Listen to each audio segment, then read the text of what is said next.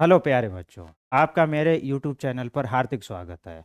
आज मैं जवाहर नवोदय विद्यालय प्रवेश परीक्षा का मैथ का गणित का चौथा चैप्टर गुणनखंड गुणज एवं उनके गुण पढ़ाऊंगा। इस वीडियो में मैं इस चैप्टर की पूरी थ्योरी बता दूंगा। इसके अगले वीडियो में मैं इस पर आधारित जो महत्वपूर्ण प्रश्न जो नवोदय विद्यालय प्रवेश परीक्षा में आते हैं वो मैं हल कराऊंगा। ठीक है, तो अब आगे बढ़ते हैं। चैप्टर का नाम गुणनखंड गुणज एवं उनके गुण। गुणनखंड गुणनखंड गुणज एवं उनके गुण।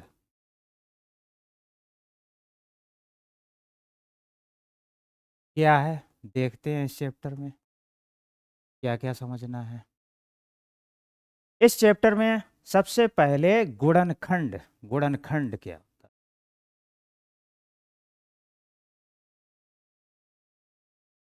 गुणनखंड, इसको इंग्लिश में फैक्टर्स भी कहते हैं।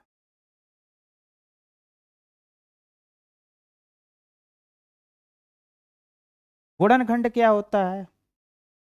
किसी दी गई संख्या किसी दी गई संख्या का गुणनखंड वह संख्या होती है जिस संख्या के द्वारा वो दी गई संख्या पूरी तरह विभाजित हो जाती है और कोई भी शेषफल बचता ही नहीं है। ठीक है, लिखते हैं। किसी दी गई संख्या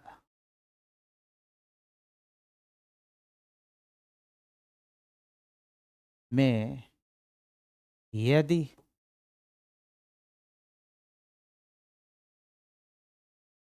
किसी दूसरी संख्या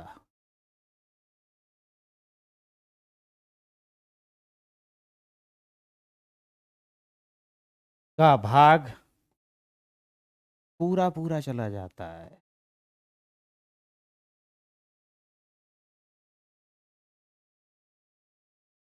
और कोई शेषफल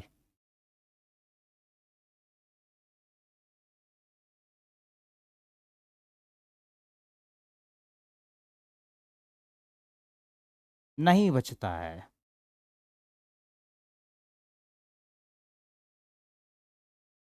तो इस दूसरी संख्या को इसको तो इस दूसरी संख्या को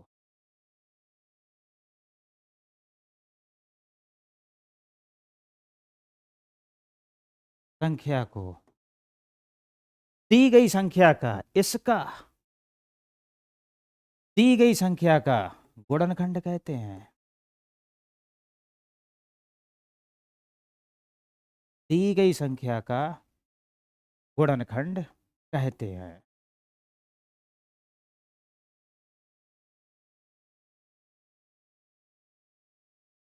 एक उदाहरण के द्वारा इसको समझते हैं।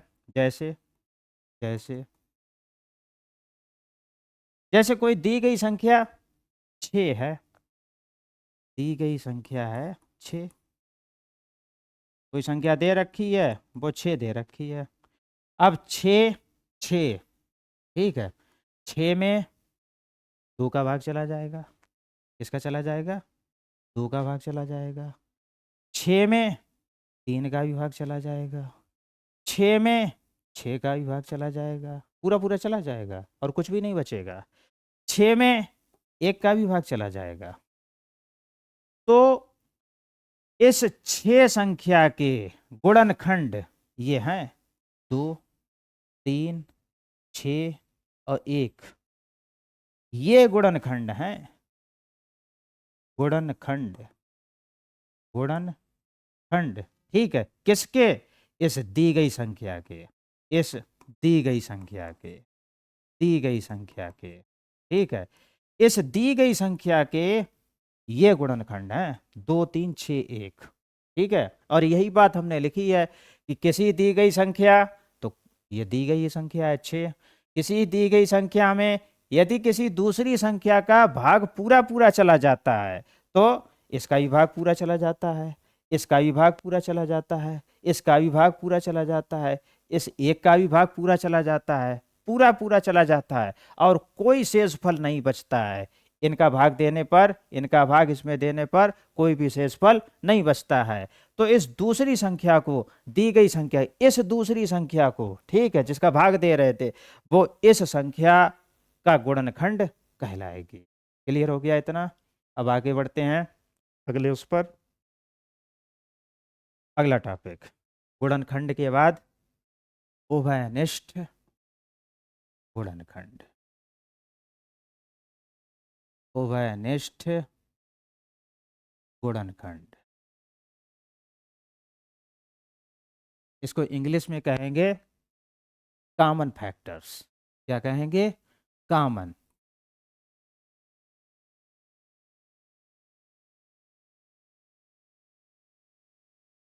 कॉमन फैक्टर्स क्या होता है ये देखो, उभयनिष्ठ।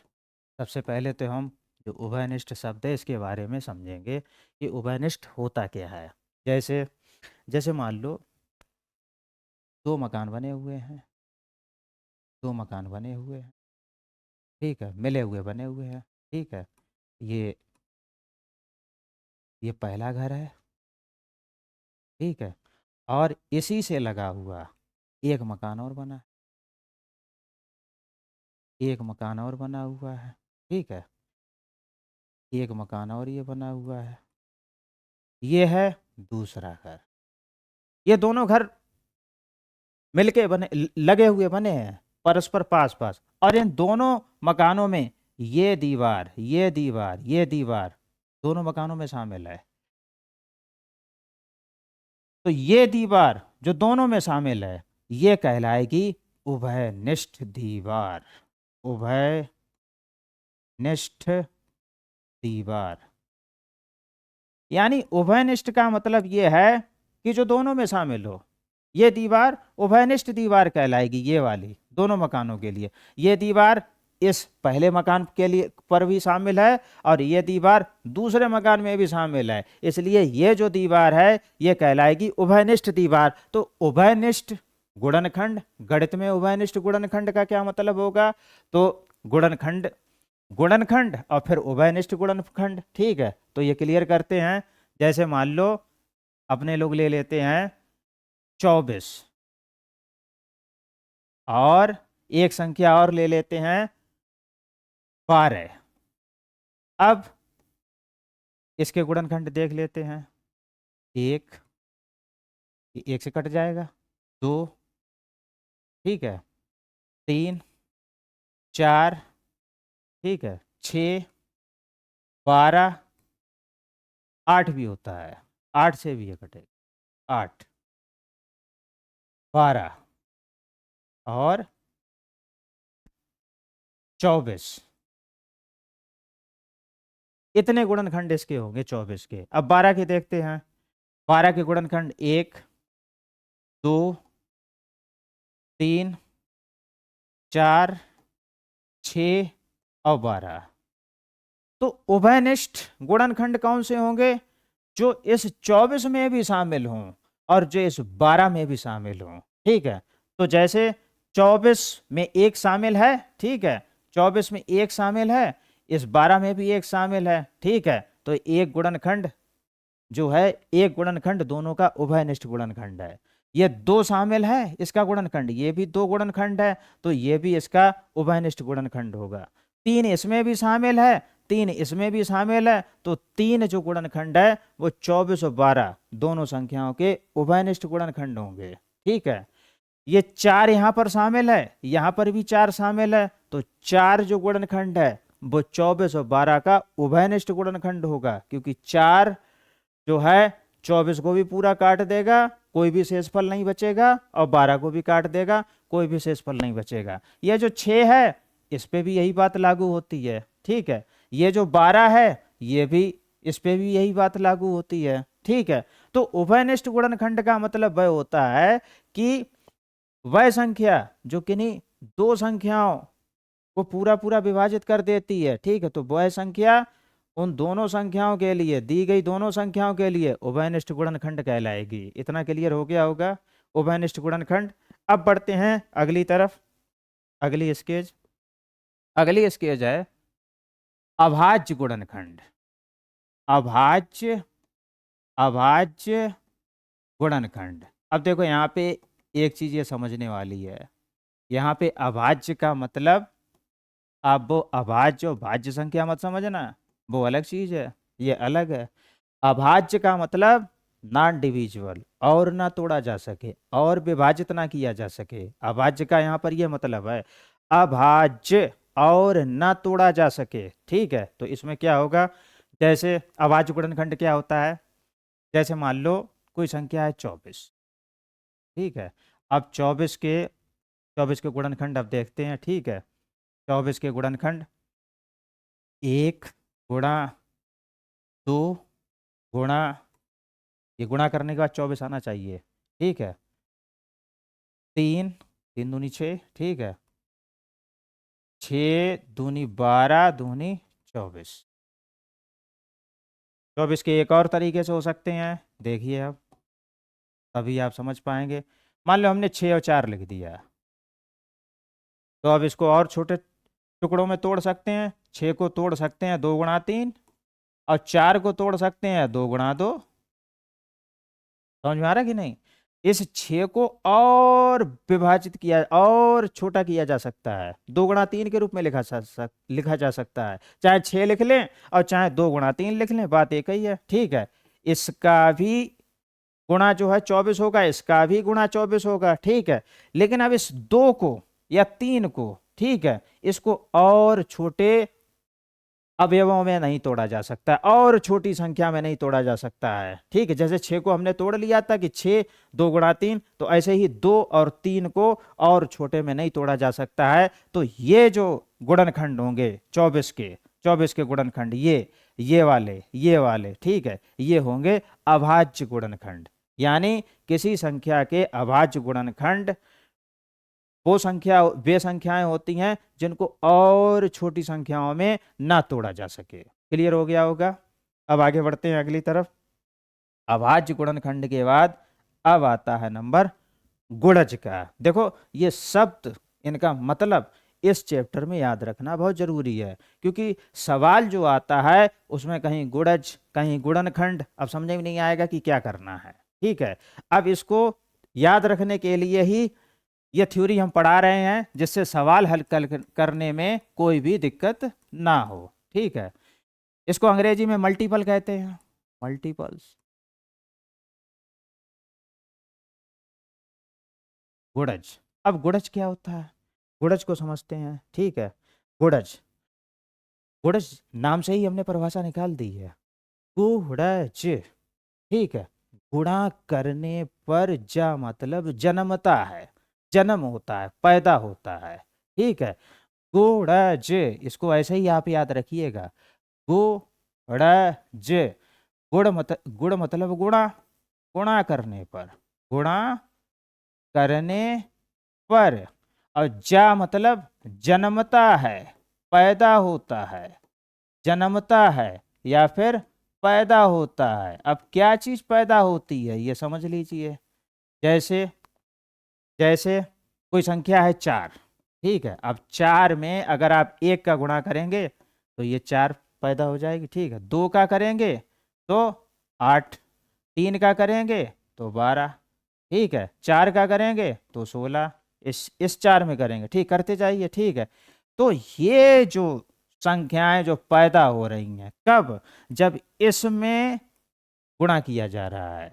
ठीक है, किसी दी गई संख्या में गुणा करने पर, 1 2 3 4 5 6 7 8, ठीक है, जो नई संख्याएं जो बनती हैं वो इस संख्या की गुणज कहलाती है। क्या कहलाती हैं?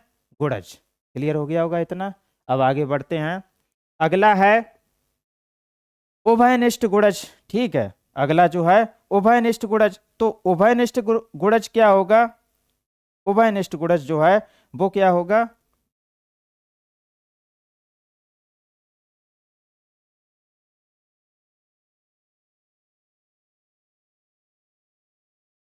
उभयनिष्ठ गुणज, ठीक है। कॉमन मल्टीपल,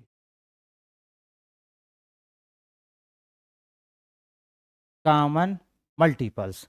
तो कॉमन मल्टीपल्स क्या होता है, देखो उभयनिष्ठ का जो मतलब जो बताया था कि उभयनिष्ठ जो है संख्या में शामिल होता है, ठीक है। जैसे दो कोई संख्या दी हुई हैं, जैसे जो घर वाला एग्जाम्पल दिया था, ठीक है। उस घर वाले एग्जाम्पल में जो बीच की दीवार थी वो दोनों घरों में शामिल थी, तो उससे ये क्लियर हो जाता है कि उभयनिष्ठ शब्द का मतलब जो दोनों में शामिल हो, ठीक है। तो इसको यहाँ पे एक उदाहरण से समझते हैं। जैसे जैसे जैसे एक संख्या ले लेते हैं 6 और एक संख्या ले लेते हैं 4, ठीक है।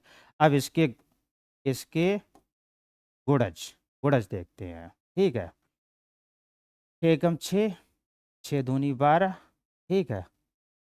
6 तिया 18, 6 चौक 24, ठीक है। 6 पंचे 30, ये इसके गुणज हैं, ठीक है। अब 4 के गुणज देखते हैं।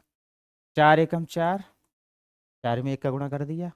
4 दूनी 8, 4 तिया 12, 4 चौकू 16, 4 पंचे 20, 4 छंग 24, ठीक है। तो अब देखते हैं उभयनिष्ठ गुणज कौन से हैं, ठीक है। वो संख्याएं जो दोनों में शामिल हों, ठीक है। तो कौन कौन सी होंगी, देखो यहाँ पे देखो। 6 दोनों में शामिल है, नहीं है। 12 दोनों में शामिल है, तो देखो ये शामिल है। तो 12 जो है 6 व 4 का उभयनिष्ठ गुणज है, ठीक है। इसके बाद और कौन सी शामिल है देखते हैं। देखो 24 शामिल है, तो देखो ये शामिल है। इतना समझ में आ रहा होगा, ठीक है। तो 12, 24 ये जो हैं 6 व 4 संख्या के उभयनिष्ठ गुणज हैं, ठीक है। संख्या संख्या 6 एंड 4 के 4 का प्रथम उभयनिष्ठ गुणज, ठीक है। ये यहाँ पर उभयनिष्ठ ही आप समझ लो, ठीक है। सवालों में बताएंगे। उभयनिष्ठ गुणज जो है 12, ठीक है, 24, ठीक है।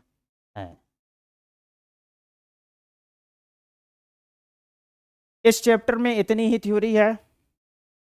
इस चैप्टर का वीडियो देखने के लिए आपका बहुत बहुत धन्यवाद, ठीक है। और इस अगर ये वीडियो आपको लाभदायक लगा हो तो चैनल को सब्सक्राइब करिए, लाइक करिए, और जो और भी आपके आस पड़ोस में जो तैयारी कर रहे हो बच्चे, उनको ये इसका लिंक शेयर करिए ताकि अधिक से अधिक लोगों को लाभ मिल सके। वीडियो देखने के लिए आपका बहुत बहुत धन्यवाद।